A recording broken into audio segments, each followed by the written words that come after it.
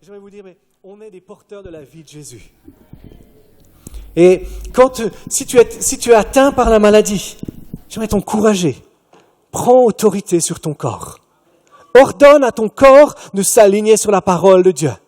Si tu es en pleine forme, jour après jour, proclame que ta vie est faite pour être en bonne santé. Proclame que ma vie est faite pour être en bonne santé. J'ai été créé pour être en santé. Tu as été créé pour être en santé. Et parfois, il y a ce combat qu'on a besoin d'avoir dans nos vies, où on veut ordonner à nos vies de se dire, mais la maladie n'a pas le droit. On veut être un peuple en bonne santé. Parce que le monde a besoin qu'on soit un peuple en bonne santé. Le monde a besoin qu'on soit plein de vigueur, qu'on soit plein d'énergie pour faire la différence. Amen. Vous savez, on est là pour manifester la gloire de Dieu. En tant qu'Église, on est là pour faire avancer le royaume de Dieu. On est là pour que les malades soient guéris. On est là pour que les morts puissent ressusciter. On est là pour que les aveugles puissent commencer à voir. Mais on est là avant tout, pour que ceux qui sont en train d'aller en enfer puissent rencontrer Jésus et puissent passer l'éternité dans le ciel avec lui. C'est la raison pour laquelle on est là en tant qu'Église. C'est la raison pour laquelle on se retrouve semaine après semaine pour être un peuple qui va écrire l'histoire. Moi, j'aime cette parole qui a été donnée ce matin, de ne pas subir les choses, mais de dominer. De ne pas subir les choses, mais de dire, je suis là pour dominer. Je suis là pour faire avancer le royaume de Dieu. Je suis là pour manifester la gloire de Jésus. Je suis là pour que les gens qui m'entourent puissent le connaître, puissent le rencontrer. C'est la raison pour laquelle tu es là. C'est la raison pour laquelle l'Église est là. Parce qu'on veut former ce peuple de foi. On est ce lieu de vie où la vie de Jésus est manifestée. Où la vie du Saint-Esprit est libérée. Où quand on vient ici, on est encouragé. Quand on vient ici, on est fortifié. Quand on vient ici, on est béni. Quand on vient ici, on retrouve des hommes et des femmes qui aiment Jésus. Et ça attise notre passion pour aller plus loin avec lui. Quand on vient ici, on reçoit un équipement pour pouvoir aller faire la différence dans le monde, pour libérer la foi partout où Dieu nous envoie. Amen. C'est la raison pour laquelle on est là. D'être ce lieu de vie qui forme un peuple de foi. Et ce peuple de foi, c'est toi, c'est moi. Ce peuple de foi, il va être envoyé jusqu'aux extrémités de la terre, comme ça a été dit ce matin. Je crois que c'est la vérité. Qu'il y a des hommes et des femmes qui vont partir de ce lieu, à moyen terme, à long terme, à court terme peut-être, et qui vont aller faire la différence jusqu'aux extrémités de la terre. Parce que c'est ce que Dieu a prévu. Amen. C'est pour ça que l'Église ici, elle est là. Pour équiper ce peuple de foi. Et on va voir des milliers de gens venir. Chaque chaise est une déclaration de foi. Chaque chaise qui est dans ce lieu est une déclaration de foi qu'il y a des hommes, des femmes et des enfants qui vont s'asseoir dessus et qui vont être équipés pour aller faire la différence. Et je veux même croire, je ne veux pas croire, je crois, qu'il va venir un temps où plusieurs fois par semaine, peut-être même plusieurs fois par dimanche, ces chaises seront occupées par différentes personnes qui vont être impactées par la gloire de Dieu. Et c'est pour ça qu'on est là. Parce qu'on veut voir le royaume de Dieu s'avancer. Parce qu'on veut voir le nom de Jésus être élevé. Et c'est important de garder ces choses devant nos yeux. De garder cette espérance, de garder la foi dans ces choses devant nous. Parce que c'est cette foi-là qui nous pousse de l'avant. C'est cette foi-là qui nous fait grandir. C'est cette foi qui nous motive à développer les choses. Ce matin, on va continuer notre liste des héros de la foi. Vous savez, ces hommes et ces femmes de Hébreux 11. Notre thème cette année, c'est « Ayez foi en Dieu ». On veut être de ceux qui ont foi en Dieu. On veut être de ceux qui croient Dieu. De ceux qui, comme on le voit sur ce dessin, de ceux qui marchent sur l'eau, de ceux qui prennent des risques. Les hommes et les femmes qui font la différence sont des hommes et des femmes comme vous et moi qui osent prendre le risque de croire Dieu. Et c'est ce qu'on veut faire. On a parlé de ces hommes de foi, on a parlé d'Abel, on a parlé d'Enoch, on a parlé de Noé, on a commencé de parler d'Abraham. Et ce matin, on va parler de Sarah. C'est la première femme de la liste. C'est là que les femmes devraient dire « Wouh !» Non ? Moi, j'aime qu'il y ait une femme dans cette liste des héros de la foi. Parce que Dieu a un projet pour les femmes comme pour les hommes. Et c'est presque... Vous savez, quand on lit ça, ça nous semble normal qu'il y ait une femme dedans. Mais à l'époque biblique, à l'époque où ils ont écrit l'épître aux Hébreux, la considération qui était pour la femme n'était pas une grande considération. Et le fait qu'ils aient mis des femmes dans cette liste des héros de la foi, ça montre la considération que Dieu a pour le ministère féminin. Dieu a une considération, Dieu a une vision pour le ministère féminin. Dieu a des projets pour le ministère féminin. Dieu va lever au milieu de nous des femmes qui vont faire la différence. Des femmes qui vont entrer dans des ministères apostoliques, prophétiques, d'évangélistes, de pasteurs, de docteurs. Parce que c'est ce que Dieu veut. Déjà au temps de Paul, il y en avait. Donc à notre temps, il doit y en avoir aussi. Moi, j'aime ce que Yonggi Cho dit. Quand il est venu en Suisse romande, à Yverdon, il disait « Mes meilleurs hommes », et c'est là qu'on a tendu l'oreille, on s'est dit « Qui sont les meilleurs hommes du pasteur Yonggi Cho, qui est la plus grande église au monde ?» Mes meilleurs hommes, il disait, c'est des femmes.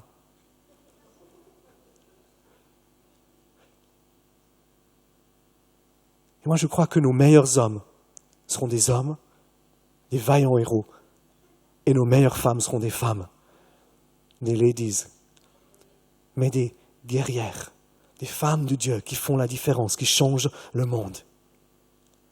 Hébreux 11, on va lire les versets 11 et 12, qui parlent de Sarah, la femme d'Abraham, la mère d'Isaac, femme de foi, qui est un exemple de persévérance. Quand on étudie ces héros de la foi, c'est pourquoi est-ce qu'on les étudie? C'est pas pour les vénérer, c'est pas pour les élever, c'est pas pour les glorifier, c'est pour se dire, mais ils étaient comme nous. Ils étaient exactement comme nous, la même intelligence, la même chair, les mêmes doutes, les mêmes questionnements, les mêmes préoccupations, les mêmes pressions que ce qu'on peut avoir. Mais leur vie a fait la différence. Et on veut découvrir quels sont les secrets qui sont dans leur vie qui leur ont permis de faire la différence. Quels sont les attributs de foi qui leur ont permis de se lever pour faire la différence. Quels sont ces attributs de foi qui nous permettent à nous de nous lever pour faire la différence. Vous avez trouvé Hébreux 11 ? Au verset 11, il est dit, « C'est par la foi aussi que Sarah, elle-même, malgré son âge avancé, fut rendue capable de donner le jour à une descendance, parce qu'elle tint pour fidèle celui qui a fait la promesse. C'est pourquoi d'un seul homme, déjà atteint par la mort, sont issus des descendants aussi nombreux que les étoiles du ciel et que le sable qui est au bord de la mer. On ne peut les compter. » Sarah, c'est un exemple de foi. Sarah, c'est un exemple de persévérance. Sarah, c'est un exemple d'une femme qui a cru Dieu. Imaginez, Dieu lui donne une promesse à elle et à son mari. Tu vas avoir un enfant. À l'époque, quand Dieu lui donne cette promesse, Abraham a 75 ans. Elle en a 65. Dieu lui donne cette promesse, tu vas avoir un enfant. Elle a dû attendre 25 ans pour que la promesse de Dieu s'accomplisse pour sa vie. 25 ans d'attente. 25 ans entre le moment où Dieu lui dit « Tu vas avoir une descendance, je vais te donner un fils » et le moment où sa descendance, Isaac, arrive. Si ce matin, tu es là et tu dis « Moi, j'ai reçu une promesse la semaine dernière », mais elle ne s'est pas encore accomplie. Il y a une espérance. Et je ne souhaite pas que tu doives attendre 25 ans.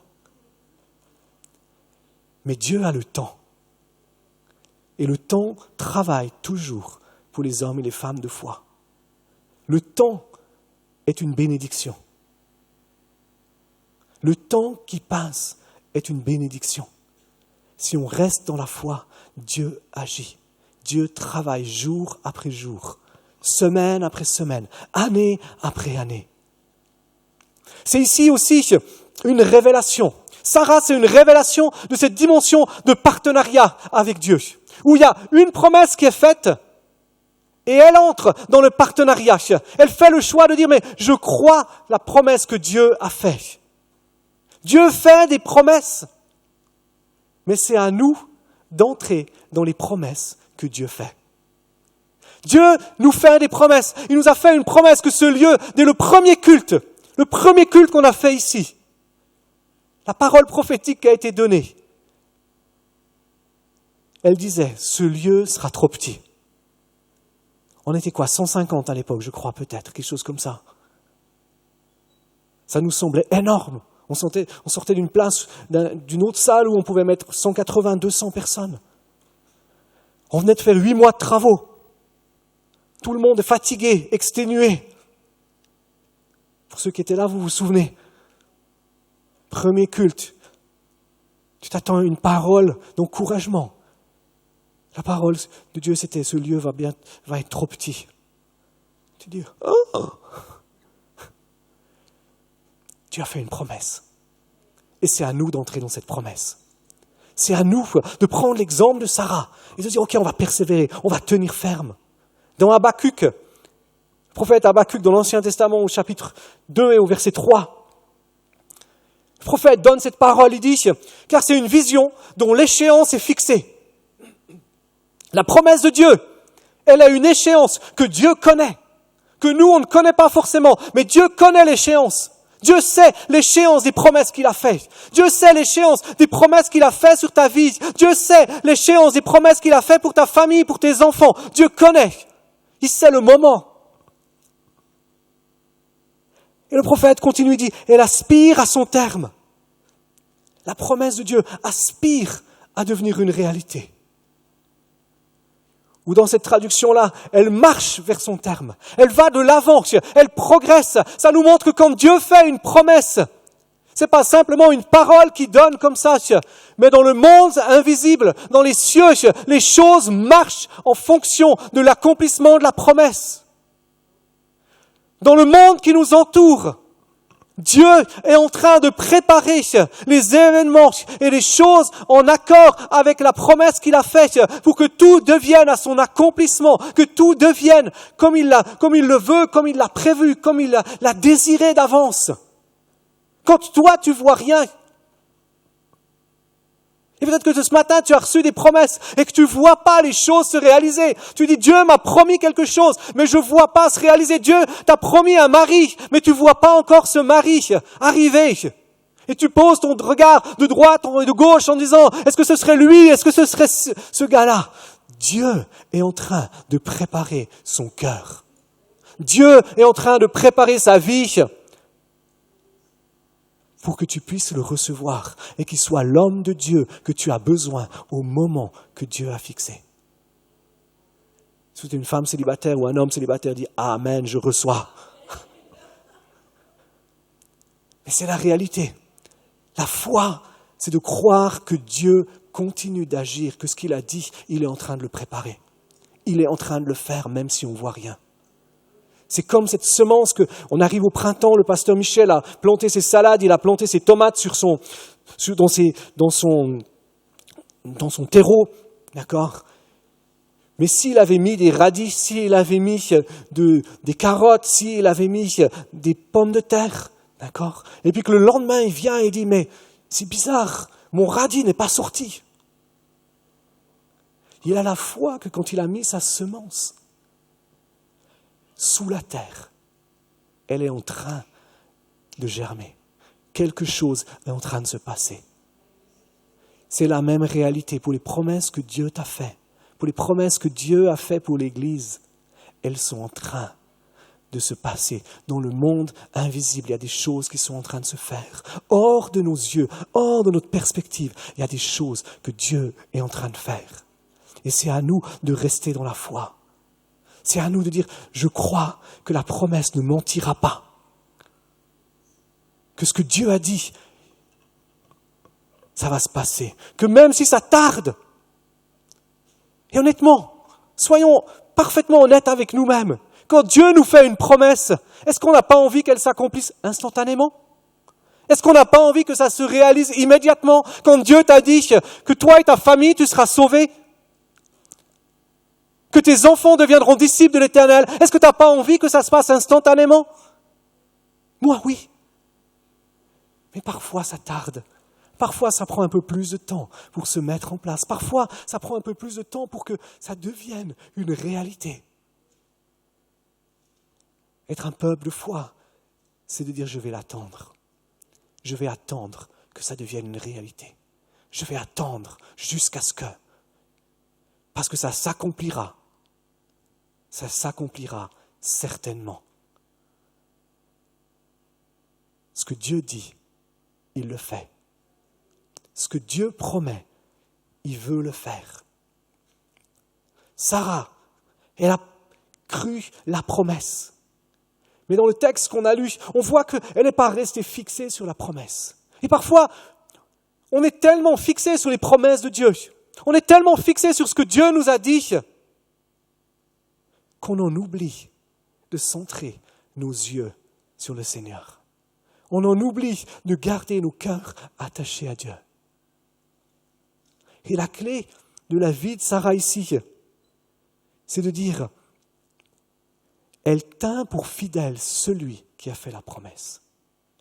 Elle a gardé ses yeux fixés sur le Seigneur. Elle a gardé son cœur attaché au Seigneur. Elle a continué de cultiver son intimité avec Dieu. Elle a continué de s'attendre à Dieu. Elle a continué de développer. Et la clé du miracle, la clé de l'accomplissement de la promesse, c'est de dire, elle a cru qu'il était fidèle. Elle a connu celui qui avait fait la promesse.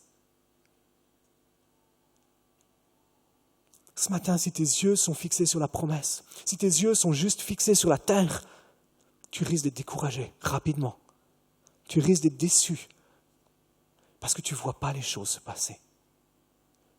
Mais si tu fixes tes yeux sur le Seigneur, si tu attaches ton cœur à Jésus, si tu développes l'intimité avec le Saint-Esprit, il y a de la joie qui va être libérée dans ta vie.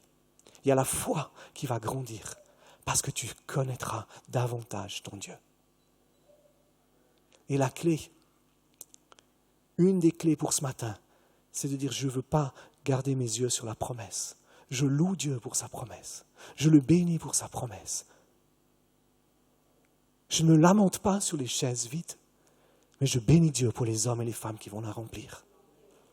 Je bénis Dieu pour la promesse parce que je sais que ce qu'il a dit, il va le faire. Et on centre notre attention sur lui. On centre nos cœurs sur lui.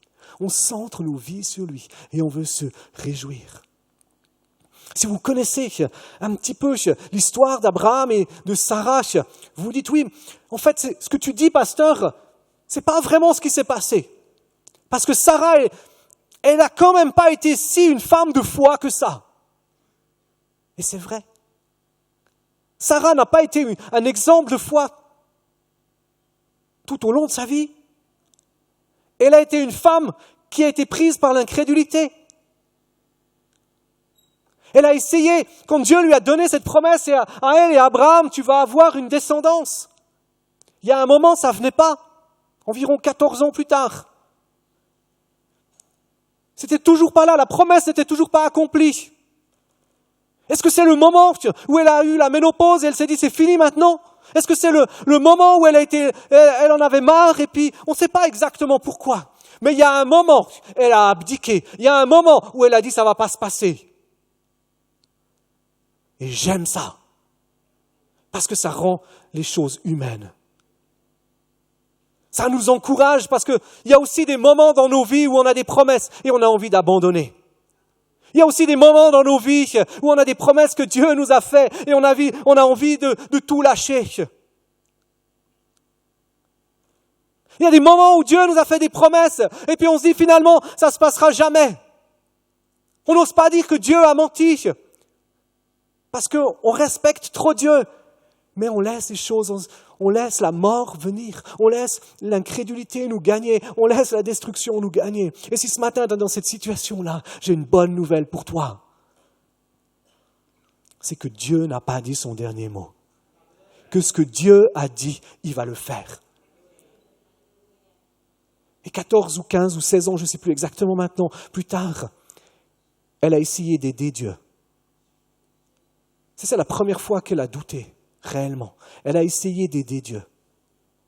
Elle a dit, finalement, Dieu avait fait une promesse, mais peut-être que ce n'était pas à travers moi qu'Abraham devait avoir une descendance, mais on va faire un peu la tradition de l'époque, on va prendre la servante, on va la mettre avec Abraham, elle va accoucher sur mes genoux et ce sera comme si c'était mon enfant. Légalement, c'était comme ça que ça se passait à l'époque. Et elle a voulu aider Dieu.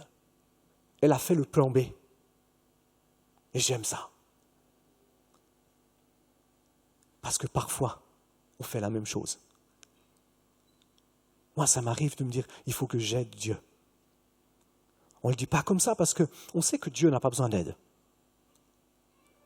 Mais comme rien ne se bouge, comme rien ne se passe, parfois on se dit, faisons les choses nous-mêmes, agissons. Et on sort du projet de Dieu. C'est la pire chose à faire. Aujourd'hui, on paye encore ce plan B de Sarah. Aujourd'hui encore, Ismaël est le père de l'islam, le père des musulmans, de toutes ces nations arabes. On en paye encore un certain prix. Mais la bonne nouvelle, c'est que Dieu est celui qui rachète. Et on va voir des centaines et des centaines de musulmans se donner à Christ.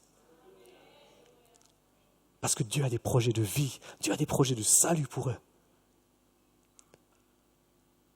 Donc n'entrons pas dans le plan B.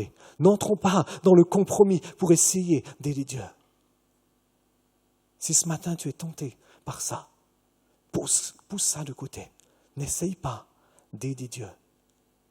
N'essaye pas de prendre un plan B. Reste centré sur ce que Dieu a dit. Ce que Dieu a dit, c'est la clé. C'est sa parole. Ce que Dieu t'a promis va s'accomplir. Si tu as déjà fait le plan B, si Ismaël est déjà là, j'ai une bonne nouvelle pour toi. Repens-toi. Mais attends-toi à Dieu parce qu'il va agir. Attends-toi à Dieu parce qu'il va manifester sa puissance. Attends-toi à Dieu parce que ce qu'il a prévu va se faire. Dans ce texte, tu peux laisser Hébreux 11, s'il te plaît Amandine, au verset 11, il est dit Sarah elle-même. Pourquoi est-ce qu'il est dit Sarah elle-même? C'est comme si l'auteur de l'épître aux Hébreux, il veut dire même Sarah, elle a pu croire. Même Sarah, elle a eu la foi. Pourquoi? Parce que dans Genèse 18, si vous lisez l'histoire, on voit que quand Dieu vient, l'ange de l'Éternel vient le visiter, vient les visiter, et il dit à Abraham, il lui dit, tu vas avoir un enfant. Sarah va enfanter. Sarah, elle est dans la tente, dans la pièce à côté de la tente. Et la Bible nous dit qu'elle a rigolé. Elle n'a pas rigolé de la foi. Des fois, on rit, c'est la foi qui nous fait rire. D'accord? Mais là, elle a ri d'incrédulité. Parce qu'elle savait que ce n'était pas possible. Elle savait qu'à 90 ans, son système gynécologique était fini. Qu'elle ne pouvait plus avoir d'enfants. Mais non seulement ça, elle savait qu'elle avait été diagnostiquée comme étant stérile, donc incapacité complète d'avoir des enfants. Elle savait qu'il y avait 2 impossibilités complètement majeures qui étaient là. Et elle savait qu'il y avait encore une 3e incompatibilité qui était là. C'est que, si on prend le verset suivant, il est dit que le corps d'Abraham était déjà atteint par la mort. Ça veut dire que lui non plus ne pouvait plus avoir d'enfants. Elle a ri. Elle a été incrédule. Peut-être que ce matin, tu es pris par l'incrédulité. Et tu as le choix. Tu as le choix de nourrir ton incrédulité. Tu as le choix de dire, ok, Dieu a fait une promesse. Dieu dit ça dans sa parole. Dieu dit c'est vérité. Ça, c'est la vérité de la parole de Dieu. Mais les choses sont tellement différentes dans ma vie. Les choses sont tellement différentes dans le monde qui m'entoure. Les choses sont tellement différentes dans l'Église que comment est-ce que c'est possible? J'y crois plus. C'est plus possible, c'est mort, c'est détruit. Tu as une autre possibilité. Tu as la possibilité de te lever dans la foi et de dire, c'est le bon moment pour que Dieu agisse. Dieu aime agir quand les choses sont détruites. Dieu aime agir quand les choses sont mortes. Il est le Dieu de la résurrection. Dans Jean 11, il est dit, je suis la résurrection et la vie. Pour que quelque chose ressuscite, la priorité, c'est que ça meure. Amen.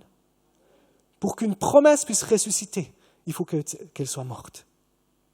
Ce matin, il y en a au milieu de nous qui ont des promesses qui sont mortes.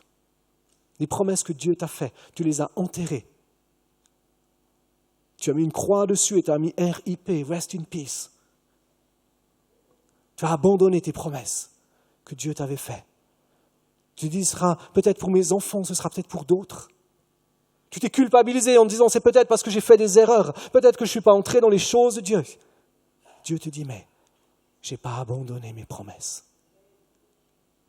Comme c'était dit ce matin, je t'ordonne de te lever. Je t'ordonne de te lever dans ses promesses. Je t'ordonne de te lever dans la foi. C'est ce que Dieu nous dit. Je t'ordonne de te lever dans la foi. Je t'ordonne de croître. Sarah a fait un choix. Quand l'ange est venu et lui a dit qu'elle allait avoir un enfant, elle a ri. Elle a dit, c'est pas possible. Elle a dit, je l'aurai jamais. Il s'est trompé. En fait, il a dû se tromper de tente. Il aurait dû aller à la tente d'à côté. Mais elle s'est reprise. Elle s'est reprise parce que la Bible nous dit dans le verset précédent qu'elle a cru celui qui avait fait la promesse. Elle a fait le choix de dire, je me lève. Vous savez, parfois on croit que... Moi, je rencontre des fois des chrétiens qui me disent, Dieu m'a fait une promesse, mais elle ne s'est pas accomplie. Mais la réalité, c'est est-ce que je suis entré dans le partenariat pour que cette promesse se réalise? Est-ce que j'ai fait le choix de dire je veux croire Dieu? Est-ce que j'ai nourri ma foi? Est-ce que j'ai nourri mon intimité avec Dieu? Est-ce que j'ai fait ce qui était nécessaire pour que cette promesse se réalise? L'ange de l'Éternel vient voir, dans Luc 1, l'ange de l'Éternel vient voir Marie et il lui dit, tu vas avoir un enfant. Tu l'appelleras Jésus, le Saint-Esprit va venir sur toi. De nouveau, une situation complètement impossible. Marie, elle sait, elle a beau être une adolescente, d'accord, elle sait qu'il faut qu'elle rencontre un homme pour pouvoir avoir un enfant. Elle sait qu'avec Joseph, elle s'est gardée pure. Parce qu'elle a fait ce choix de dire je veux honorer la parole de Dieu et jusqu'au mariage, je me garderai pure. Elle sait que ce n'est pas possible. Mais elle fait le choix d'entrer dans le partenariat avec Dieu en disant qu'il en soit fait selon ta parole, car rien n'est impossible à Dieu. Luc 1, 37, car rien n'est impossible à Dieu. Qu'il en soit fait selon ta parole, voici, je suis ta servante. Elle fait le choix de dire je crois à l'impossible. Je crois le Dieu de l'impossible. Ce matin, c'est le moment de te lever dans la foi et de dire je crois. Je crois le Dieu de l'impossible. Je crois dans la puissance de Dieu. Je crois dans l'esprit de résurrection. Je crois dans l'esprit de vie. Je crois que ce que Dieu a dit va se faire. Dieu cherche un peuple de foi qui croit dans les promesses de Dieu, qui croit dans le Dieu qui fait les promesses et qui est prêt à se tenir debout en disant « Je crois, et même si je dois mourir sur place, je continuerai de croire que ce que Dieu a dit va se faire. » Et la semaine prochaine, Pasteur Jean prêchera sur ceux qui sont morts dans la foi sans avoir vu les choses qui se sont accomplies. Ça, c'est une puissance. Dieu cherche des hommes de foi qui sont prêts à dire, mais même si je dois mourir sur place, je continuerai de croire dans les promesses de Dieu. Même si je dois mourir instantanément, je continuerai de croire qu'il est le Dieu de la vie, qu'il est le Dieu qui, quand il dit quelque chose, ça se réalise. Et je sais qu'il y a des promesses que Dieu a faites sur ma vie qui risquent de s'accomplir au travers de mes enfants, dans le physique et dans le spirituel seulement. Je sais que Dieu a mis sur mon cœur de voir 1000 églises être implantées. Je crois à ces choses, je veux voir ces choses. Je mets ma vie en action pour ça. Dieu cherche des hommes et des femmes qui sont prêts à se dire « Je reste ferme dans les promesses ». Ce matin, c'est le moment de dire « Je veux me lever dans la foi Je veux renoncer à l'incrédulité. Je veux renoncer aux obstacles. Je veux renoncer à ce qui me retient. Je veux renoncer à ce qui m'arrête. Je veux renoncer à essayer d'aider Dieu. Je fais le choix de fixer mes regards sur lui et de dire je crois que celui qui a fait la promesse est fidèle. Je crois que tout ce qui a marqué dans cette parole s'accomplit et se réalise. Je crois que toutes les promesses de Dieu sont oui et amen. Dieu a déjà dit oui à toutes les promesses. Il cherche un peuple qui dit amen. Il cherche des hommes et des femmes qui disent amen, qui disent qu'il en soit ainsi, que ça se réalise comme ça, que ces choses se mettent en place comme Dieu l'a dit. Qui disent je vais mettre mes mains là où elles doivent être mises, je vais mettre mon cœur là où il doit être mis, je vais mettre mes pieds là où ils doivent être mis pour que ce que Dieu a dit se fasse. Sarah est entrée dans ce partenariat. Elle a fait le choix de retourner voir Abraham pour que l'enfant puisse arriver. Elle s'est mise en action. C'est faire ce choix de dire, Dieu fait une promesse, qu'est-ce que je peux faire pour que cette promesse se réalise? Qu'est-ce que je peux faire pour que ces choses se mettent en place? Si Dieu t'a fait une promesse que tu allais être missionnaire dans un pays étranger, commence à apprendre une autre langue. Commence à prier pour les nations. Commence à fréquenter des gens d'autres nations pour développer ce côté interculturel. Dieu a fait une promesse à ma fille. Il lui a dit qu'elle allait implanter une église, qu'elle allait entrer dans le ministère. Ma responsabilité, c'est de l'aider à entrer dans ces choses-là. Quand je prie pour les malades, quand je prie pour les gens régulièrement, je lui dis, tu viens avec moi, tu vas prier avec moi, parce que Dieu va t'utiliser. C'est ma responsabilité de l'aider à entrer dans les promesses. Ce matin, je savais qu'on allait prier pour les malades. Je lui ai dit, est-ce que tu veux prier avec moi pour les malades? Elle m'a dit, non, papa. Parce qu'elle était un petit peu gênée ce matin. Mais la semaine dernière, à Thonon, elle l'a fait. Je l'ai pris, je lui ai dit, tu viens avec moi. Si tes enfants, si les gens qui t'entourent ont des promesses que Dieu leur a faites, ta responsabilité, c'est de les aider à entrer dans ces promesses. C'est de les soutenir, c'est de les encourager, c'est de leur donner les moyens et les capacités de le faire. C'est se mettre en action. C'est se dire, je veux que ces choses se passent, je veux que ces choses se réalisent. Je ne sais plus où j'en suis. L'autre chose, c'est que parfois, le verset suivant, je m'excuse, Amandine, on passe de l'un à l'autre, mais il est dit que par un seul homme,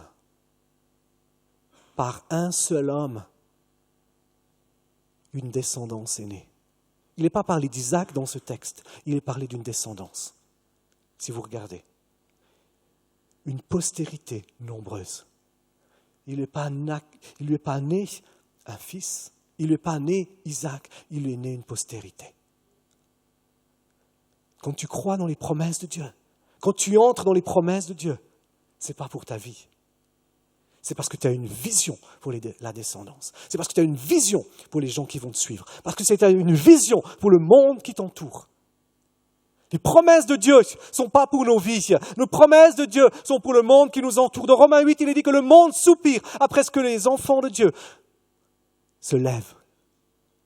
La création soupire après les fils de Dieu.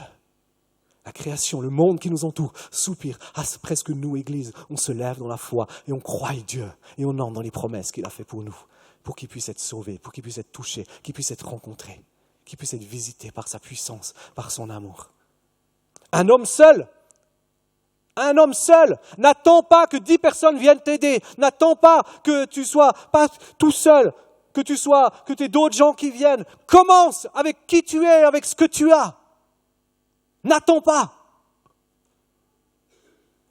Il a suffi d'un homme pour changer l'histoire de l'humanité. Il a fallu que cet homme croie Dieu, qu'il entre dans le partenariat avec Dieu, pour qu'on l'appelle le Père de la foi. Un homme, une femme. Et tu es cet homme, tu es cette femme pour les promesses que Dieu a faites pour ta vie. Amen. Quand tu dis Amen, ça veut dire quoi? Ça veut dire je suis d'accord. Ça veut dire qu'il en soit ainsi. Maintenant, il faut encore dire une chose importante. C'est que pour entrer dans le partenariat avec Dieu, ça coûte. Il y a un prix à payer. Dernièrement, mes enfants, régulièrement en fait, nos enfants nous disent qu'ils aimeraient bien un petit frère ou une petite sœur. Oh. Non, pas oh. On leur a dit non. On leur a dit non, maintenant vous êtes grands. Maintenant c'est cool. Papa et maman, ils sont dans le ministère, ils peuvent voyager ensemble, ils peuvent être ensemble pour faire les réunions. Et puis on n'a pas besoin de trouver une babysitter, vous pouvez rester à la maison tout seul. Dans 2 ou 3 ans, vous allez même pouvoir rester 2-3 jours tout seul à la maison, tranquille. Et puis nous, on pourra voyager. On commence à avoir une perspective. Imaginez à 90 ans. Ça lui a coûté à Sarah de se dire, il va falloir que j'enfante. Il va falloir que je passe par les douleurs de l'accouchement. Il va falloir que non seulement je passe par les douleurs de l'accouchement, mais il va falloir aussi que de me dire à 90 ans, je vais avoir un enfant, je ne sais pas combien d'années il me reste devant moi. Est-ce que je vais vraiment voir mon fils grandir? Est-ce que je vais voir mon fils se marier? Est-ce que je vais voir mon fils avoir des enfants? Elle a dû faire le choix de dire, même si je ne vois pas toutes ces choses-là, je suis prêt à payer le prix. Imaginez, Sarah a 90 ans, elle était encore belle. Parce qu'on voit dans la Bible que c'était une femme qui était très très belle. Mais imaginez une femme de 90 ans qui se promène avec un ventre comme ça. Qu'est-ce qu'on vont penser les gens? Qu'est-ce qu'ils vont dire?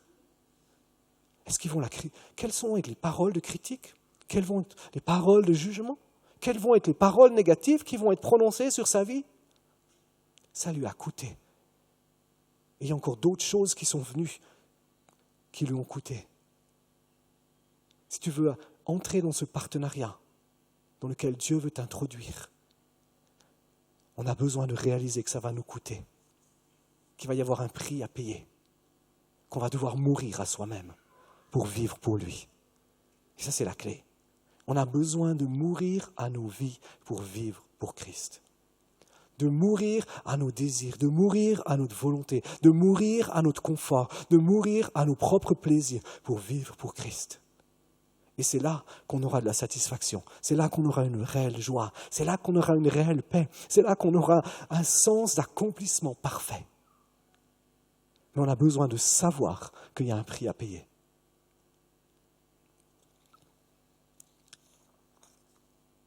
Et la dernière chose, c'est de dire, tout était mort. Je reviens sur ce point-là parce qu'il est important. La foi, c'est de croire qu'il est la résurrection et la vie.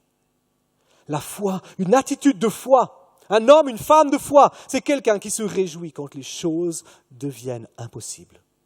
Honnêtement, trop longtemps dans l'Église, on a dit que les choses, il fallait qu'elles soient, il y a encore un semblant de vie ou de possibilité pour être réjoui.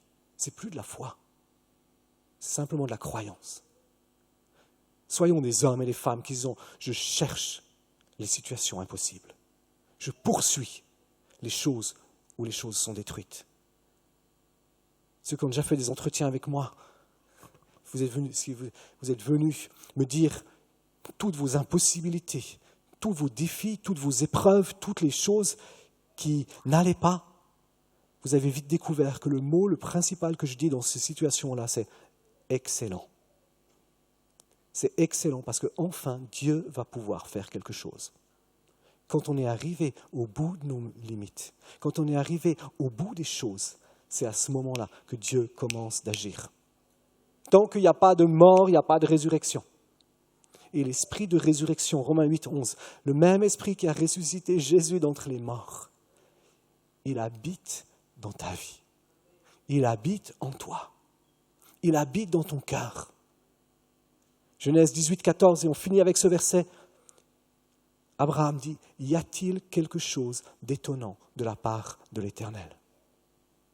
Y a-t-il quelque chose d'étonnant de la part de l'Éternel? Il peut tout faire. Non seulement il peut tout faire, mais il a envie de tout faire. Il a envie de manifester sa puissance. Il a envie de manifester sa gloire. Il a envie de faire avancer son royaume. Il a envie d'agir au travers de ta vie. Peut-être que ce matin, c'est ta vie qui est morte. C'est ta vie qui est morte parce que tu n'as pas cette relation personnelle avec Dieu. Parce que la semence de vie, l'esprit de vie, l'esprit qui a ressuscité Jésus d'entre les morts n'habite pas encore en toi. Tu n'as pas cette assurance que tu vas passer la vie éternelle avec Dieu. Tu n'as pas cette certitude de te dire, mais Dieu m'a sauvé. Dieu a pardonné mes fautes. Il m'a libéré pour que je puisse vivre cette vie-là. C'est la première étape de foi, de dire je crois, je veux croire Dieu. Et si c'est ce que ce matin tu dis, moi je n'ai pas encore rencontré ce Dieu-là, ce Dieu qu'on a célébré ce matin dans la louange, où on a célébré sa grandeur, sa puissance et sa majesté.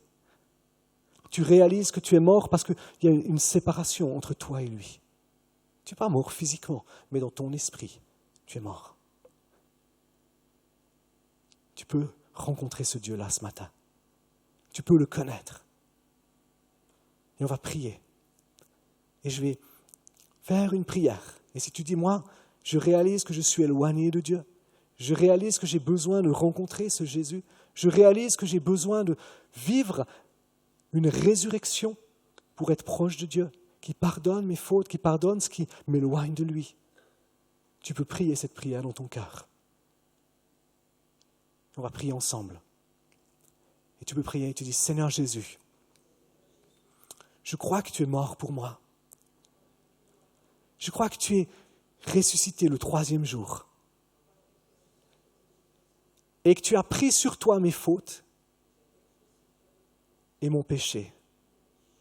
Et je te demande pardon pour mes fautes. Jésus, je crois en toi. Je te donne ma vie. Sois mon Seigneur. Sois mon Sauveur. Merci de ce que tu fais de moi, ton enfant, de ce que tu mets ta vie en moi. Je reçois ta vie. Et si tu as fait cette prière pour la première fois ce matin, simplement, j'aimerais que tu puisses lever la main comme un signe de dire, mais j'ai prié cette prière. Ouais, est-ce qu'il y a quelqu'un d'autre qui dit, moi j'ai fait cette... Ouais, est-ce qu'il y a quelqu'un d'autre encore qui dit, j'ai fait cette prière pour la première fois ce matin, ou pour reconsacrer ma vie à Dieu. Ouais, parce que j'ai besoin de lui. Ouais, ouais. Seigneur, merci. Si tu vois ces hommes, ces femmes qui ont fait cette prière pour venir à toi pour la première fois ou pour se reconsacrer à toi. Merci de ce que tu libères dans leur vie, ta vie éternelle. Tu libères dans leur esprit l'assurance qui sont tes enfants. L'assurance de ta vie et ta résurrection. Et tu les touches par ta présence.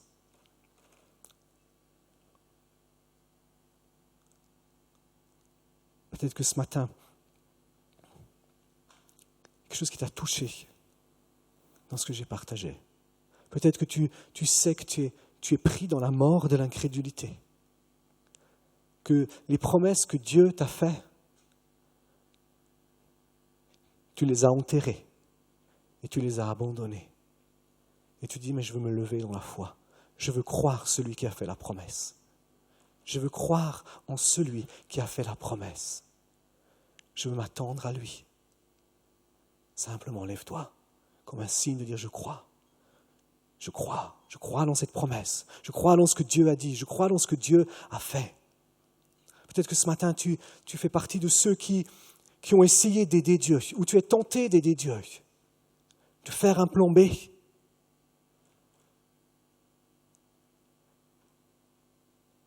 Simplement, lève-toi en disant non, je renonce à mes plans B. Je renonce à mes plans B. Je veux faire ce que Dieu a dit et je ne veux pas passer à côté de ce que Dieu a dit.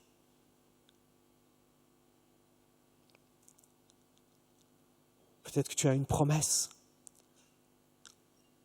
que Dieu t'a faite, elle n'est pas encore arrivée. Et tu as besoin, tu sens dans ton cœur que tu as besoin d'un élan de foi qui soit renouvelé en toi, un élan de foi qui soit libéré dans ta vie. Tu as besoin de répondre à cette parole qui t'est dit ce matin, je t'ordonne de te lever. Je veux me lever dans la foi, je veux me lever dans cette promesse. Simplement lève-toi. C'est entre toi et Dieu. C'est entre toi et Dieu. Là où tu es debout, commence à parler avec Dieu. Commence à centrer tes yeux vers celui qui a fait la promesse. Fais comme Sarah. Compte comme fidèle celui qui a fait la promesse. Compte comme fidèle celui qui a la puissance de manifester sa gloire et sa grandeur pour accomplir ce qu'il a promis. Simplement, parle-lui. Parle-lui. Parle-lui. Dis-lui, je crois. Je crois. Je crois dans ces choses. Remercie-le pour les promesses qu'il t'a faites. Remercie-le parce que ce matin, tu dois te lever parce que tu sais que cette promesse que Dieu t'a faite, tu dis, elle ne va jamais s'accomplir. Et j'ai plus envie de croire. Dieu te dit, lève-toi. Lève-toi. Même si tu dois mourir dans la foi, crois. Même si tu dois mourir dans la foi, crois. Continue de croire.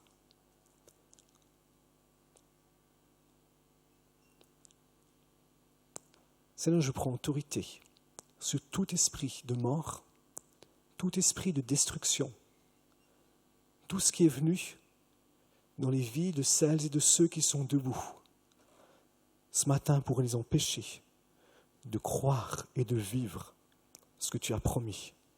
Et je brise ces choses maintenant dans le nom de Jésus. Je brise tout esprit d'incrédulité. Je brise toute puissance de ténèbres qui est venue pour amener la destruction, la mort. Et j'annule ces choses maintenant dans le nom de Jésus. Et je déclare le Saint-Esprit dans leur cœur et dans leur vie. Je déclare un élan de foi qui jaillit dans leur cœur et dans leur vie maintenant. Je libère la foi. Je libère la foi, je libère l'espace spirituel autour de leur vie maintenant, et que le poids qui est venu, qui était là comme sur leurs épaules, sur leur âme pour les empêcher, sur leur cœur pour les empêcher de croire, je déclare que ce poids s'en va maintenant dans le nom de Jésus et qu'ils sont entièrement libres. Seigneur, merci pour cela. Merci pour cela, Jésus. Merci pour cela, Jésus. Seigneur, merci parce que ensemble, on veut déclarer que les promesses que tu as faites pour l'Église vont s'accomplir. Ensemble, on veut déclarer que tu as choisi ce lieu pour être un lieu de bénédiction, pour être un lieu de vie, un lieu de salut, un lieu de bénédiction pour d'autres nations. On bénit déjà celles et ceux que tu vas envoyer, là où ils sont maintenant. Seigneur, on croit que ce que tu as dit va s'accomplir. Et Seigneur, on fait le choix de te rendre toute la gloire et tout l'honneur pour cela. Jésus, merci pour cela. Amen. On va prendre la Sainte Seine. Et quand on prend cette Sainte Seine, c'était la prédication de la semaine dernière sur la signification de la